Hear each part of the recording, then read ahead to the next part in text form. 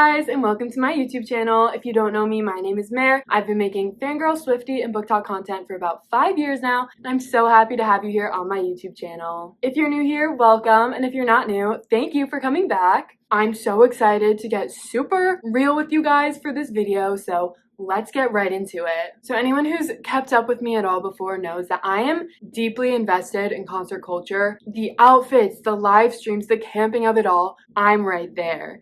Obviously, the concert lifestyle is super glamorous on social media, but really getting down into concert culture, it is rough. And I think anyone who goes to concerts a lot knows there's gonna be rough camping, rough venues, rough crowds. All of it can just be a lot sometimes. And as much as I love sharing with you guys my concert highlight reel, my highs of my concerts are up here. I've had some flawless days, but my lows are so low that these things would only happen to me. I don't even know what my own luck is sometimes, and I just want to talk about that with you all because I think the lows and the struggles and the fails are equally as interesting. So today I'm just going to be talking about all of my failed concert experiences and all of my flops. I wouldn't say all of them are total fails, but some of them are definitely like, wouldn't want to have that happen again. So without any further ado, let's get right into my concert flops. Starting with number 1 is what I like to call Montreal Gate, part 1. Because of course there is a second part. Montreal Gate starts with Gracie Abrams' This Is What It Feels Like tour in 2022. So I became a fan of Gracie while she's in the middle of her American leg of the tour. I'm pretty sure I became a fan the same week, probably 2 days before she was coming to my home city, which would have been Boston. So I really had no way to get there, but I also knew I could not miss out on this tour. This tour would have been a life-changing, keyword would have been a life-changing experience for me because I, at that point, had never been to a small venue tour. I'm pretty sure she was doing like 200 to 500 capacity. So I'm looking at her tour dates and I know there's no way I can make it to the Boston show, but I am not gonna miss out on this tour. And I also knew that realistically I could not fly for a concert, so I had to find a way to get to a concert without getting on a plane. I landed on her Montreal show. So this is in February that this is all happening, and the Montreal show wasn't until October. I think that she pushed the Canada shows back because of COVID or something. I don't quite remember why they were that late, but I knew I had time to prepare. I had 8 months. So I did what any reasonable person would do and I buy the tickets. They were very cheap at the time and I bought 2 of them. I didn't know who was going to go with me. Now I have to pitch this idea to my parents of taking me to another country to go to a concert because I already have tickets. But you know what I didn't have? I didn't have a passport. I had never been out of the country. We don't even travel like that. But I'm pleased to say that my plan honestly worked very well. I didn't know how to bring it up to my parents, but I kind of brought it up as a what if scenario, and I blamed it on my sister who was away at college at the time and couldn't even defend herself.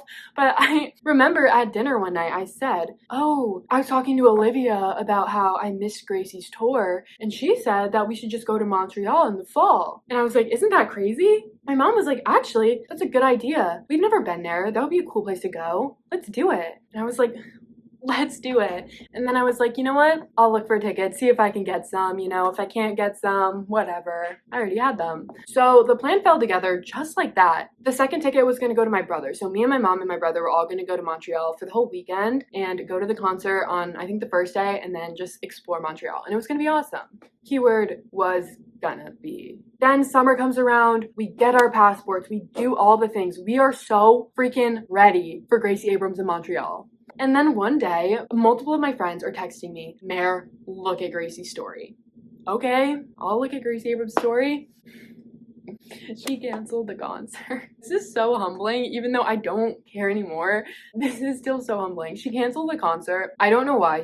I don't think she said why. So I'm not really sure, but at least she gave us notice. It wasn't like a day of canceled. I had 2 months notice. So, you know, what can you do? But I was in denial. I was in shock. I didn't think it was real because that was what I had been looking forward to for so many months. And then all of a sudden it was just gone. I didn't even know how to tell my mom because I thought that admitting it to her made it real. So I waited, I think, a week or 2 before I even told her because then she started bringing up looking for a hotel and then I was like, okay, we're actually not going anymore. I'm not gonna lie, that tour is the loss of my life. Some of my favorite songs were on that set list. I really wish I got to go. You know, we ball, we move, and that's the first part of Montreal Gate, and honestly the part that doesn't hurt me the way the second part does. Next up is an Eras Tour story, and I like to call this one MetLife Gate. I would classify MetLife Gate as a flop, not a fail. real because it didn't actually affect my concert experience, but it definitely shook me up during the day. So at MetLife, it was end of May. I don't remember it being so hot that day, but I think it was warm. We were all wearing small outfits. I wasn't cold at all.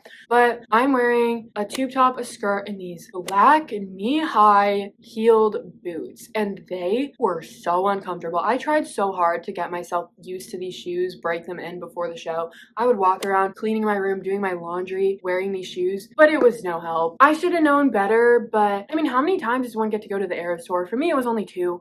I wanted to come with my outfits, and I was not going to back down. I knew these shoes were going to be uncomfortable, but I did not care. I was like, I can power through anything if I'm seeing Taylor Swift. I wore the shoes. I had been wearing them for about an hour after we got there, and my feet were killing me already. Straight up, I was not having a good time. We were at the part, you know, the like security things that you go through when you scan your ticket? That's where we were. When all of a sudden I'm standing there with everyone in line, the world just starts spinning. Everyone has 3 heads. There's black dots in my vision, and it happened so quick. It came out of nowhere. I wasn't dizzy. I wasn't lightheaded all day. And then all of a sudden, 10 seconds, it just happens. And next thing I know, I'm on the ground. This is so...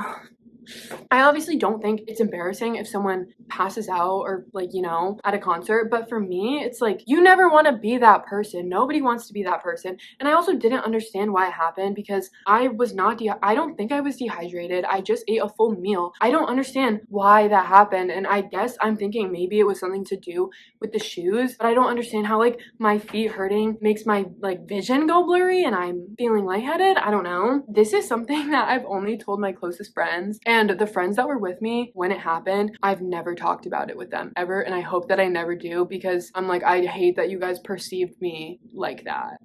But after that, I mean, I was on the floor. I think I had water. And then we got up and we walked in and I was fine the rest of the day. Nothing like that happened again. I felt so fine the rest of the day. So I don't know why that happened and like why. I don't understand how it just happened so quickly and then I was just fine. I was fine right before it. But I did carry a little symbol of that with me for the rest of the day because my white outfit had dirt all over it for the rest of the day. And I honestly think that's funny. But yeah, this one, I don't know why it happened. I wish it didn't, but that was my Eras Tour flop. Otherwise, 10 out of 10 experience. Buckle up, guys, because this is the worst one. I can't believe this day happened. The wounds from this one are still fresh. They probably will be forever. But welcome to Montreal Gate Part 2 / Guts Gate. This one still crushes me. Let's set the scene a little bit. So I'm a freshman in college at UVM, which is in Vermont. It's very close to the top part of northern Vermont, which is very close to Canada. So the closest city to me for concerts is Montreal. And we know my past experience in Montreal, I never got to go. So I was so excited being at UVM to have the experience of going to Montreal for the first time and hopefully going to a concert. You know, redemption arc. And at this point, I think it was March, had not been to a concert yet. I didn't really have anyone to go to a concert with. So that's why I didn't plan on originally going to Guts tour. But let me tell you, Guts is one of the albums of my life. Specifically at this time in March, I've been streaming that album every single day because I was resonating with it so much with something that I had just gone through. Also, backstory, my time at Vermont at UVM was the worst time of my life. I had a horrible time. I transferred. I don't go there anymore, but I was not having a good time at all. The goal with this was to just have one good thing come out of my time there and have one day that I could look back on and remember and be like, that was a good day, and do something nice for myself. I was having such a hard time. But anyways, out of the scene. I'm in class Monday, it's a Tuesday, and my friend and my mom are both texting me trying to convince me that it wouldn't be a bad idea to go to the show because, again, I should do something nice for myself. I've been having a very, very hard time and I hadn't done anything to kind of give myself some fun. So at this point, the concert is the next day and I had no classes the next day, so it was perfect. So I'm in class at 2 p.m. There was still a ton of tickets on Ticketmaster. There was trains available. I was good. This is something where I wasn't easily convinced because I hate traveling. I hate being spontaneous. It makes me so stressed, genuinely. I don't like it. I was so worked up this entire day. As excited as I was heart palpitating so freaking hard. I eventually am convinced though, and I'm excited. And then as soon as my classes are done for the day, which was at like 4 p.m. I think, I'm in go mode, getting ready. I was going to the bookstore, buying myself portable chargers, buying myself snacks and Celsius to bring with me. I had to pack some clothes, pick out a concert outfit, do all this stuff because my train was leaving at 4:30 in the morning, I think. And you know, living in Vermont, there's not a ton of public transportation, so I just had to take what I could get. I was not even mad about this. With this train, I would arrive in Montreal at like 7 in the morning, so I'd have the whole day there, which was good for me because I was planning to camp. I really wanted to be barricade for this concert, so I bought VIP pit tickets, and then I was just gonna plan on camping the whole day, and I knew some other people who were going, so I'd have kind of friends there. Eventually, I go to bed and set a billion alarms from like 2 a.m. to 3 a.m. to make sure that I wake up and get ready to go. And so I do. I wake up and I get ready. Wow. And we're at my least favorite part of the story. I wake up and I get ready. I go downstairs. The train station wasn't in my town, so I had to get to the next town over. So I was gonna book an Uber to get me to the train station. I'm trying to book an Uber. I'm pretty sure it was $6. It was so cheap. Moment of silence. My card kept declining, and at first I thought it was a mistake, but I literally tried to do it like 20 times and my card kept declining. And then suddenly everything started clicking for me because this has happened before. Sometimes when I buy concert tickets, my bank shuts my card down because they think it's fraud, and it's happened at this point probably 4 different times in my life, and that was one of them. That was the second time it had happened, so this wasn't the first thought on my mind. I forgot that this was a possibility, so I wasn't proactive about it, and now it's 4 in the morning. My bank is closed. I don't have any other card on me. I don't have a credit card. No one is awake because it's 4 in the morning. I did not know what to do. I sat downstairs in the lobby for probably an hour contemplating if life was real because what do you mean? And then the point comes where I missed the train and I was like, okay, I guess I'm just going back upstairs to bed. I've been sitting here for like an hour. Like, I'm not going. Like, I'm literally sat. Like, I'm freaking ready to go. I'm not well, it's already left. Like, I missed it. And it was crazy because at this point, my friends are all thinking they're gonna wake up and I'm gonna be in Canada in line getting ready to go. And I was in my dorm room sleeping off, the worst thing that ever happened. So I didn't make it because my card declined. And yeah, those $6 charges will get you. And I called my bank the next day, and it was literally just because the concert ticket purchase and the ticket was for Canada, so they probably thought it was not real. So I never got to go to the show, and this one hurts. I really, really, really wish that I got to go. I was so defeated. I was trauma blocked from concerts for a while. I couldn't even bring myself to try and go to a concert because I was so like, I cannot have this happen to me again. And to this day, I want to say I'm recovered, but I don't think I'll ever recover. But I am seeing Olivia Rodrigo at Gov Ball in June, so that's my redemption. I need everything to go perfectly because I can't take another hit, but this story hurts. Rip Guts Tour, you were actually the loss of my life. I know I already said that, but I mean it. Now, last but not least, I'll call this one The Secret of Us Gate. This one is the most recent one. It happened just this past October for Gracie Abrams' The Secret of Us tour. And no, I cannot catch a break when it comes to Gracie Abrams. So Gracie did a whole weekend in New York, and I was going with 3 of my friends. And let me tell you, this would have been my dream group of people to be at this show with. I was so excited for it. But we were all going to the first show, which was a Friday night, and you know, everything was great. I was staying with my friend Catherine, who goes to Fordham, so I was just having a great day chilling at Fordham, doing some homework, and my other friend Kate was with me while Catherine was in class. So me and Kate are in the dorm. This is literally unreal. All these stories are so funny for how, like, what the even happened. We're getting ready when Kate receives the news that our seller canceled our ticket. I do apologize. This seller did reach out and advise that they are no longer able to fill this order. We are going to have to cancel it and issue you a full refund.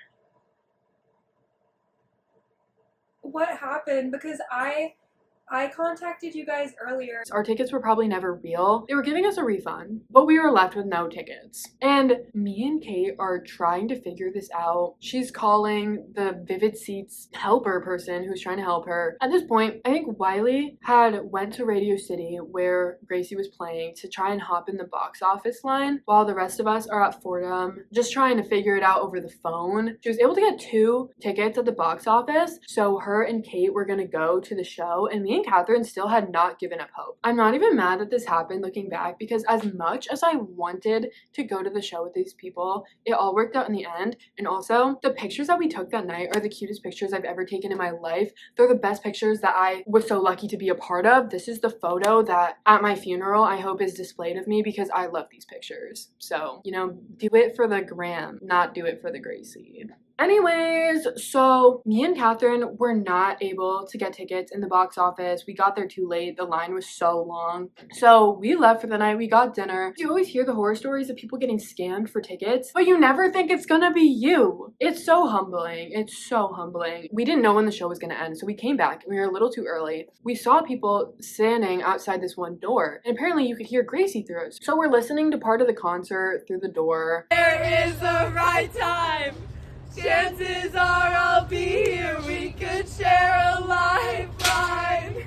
We got to hear some songs through the door, so that was kind of fun. This is a story I'm not mad about this one because it all worked out, but it's just humbling. So the next day, Gracie was performing again, and I was very determined to get me and Catherine tickets to go that night. Catherine had her family coming up that day, so she was staying with her family, and I went to the box office with Kate in the morning, and I think we got there at 9 maybe, because I knew that the box office opened at 10, and silly, naive me for thinking that the box office would open at 10, because it opened at 5 p.m. I was sitting in a line all day of people who didn't know if we were gonna get tickets or not, so the spirits were very low. I had a great day. I loved the people that I was sitting around. They made it so much fun, but it's not like camping for a concert where you know at the end of the day you're gonna get to go to a concert. This was camping to maybe be sent home. We're trying not to get our hopes up, but my hopes were definitely up. I really, really, really needed these tickets, and at 5 p.m. after however many hours of sitting on the ground the whole day, we were able to get the tickets, and thank goodness they were actually also, they were cheap, which is crazy because Gracie resale is freaking astronomical. It's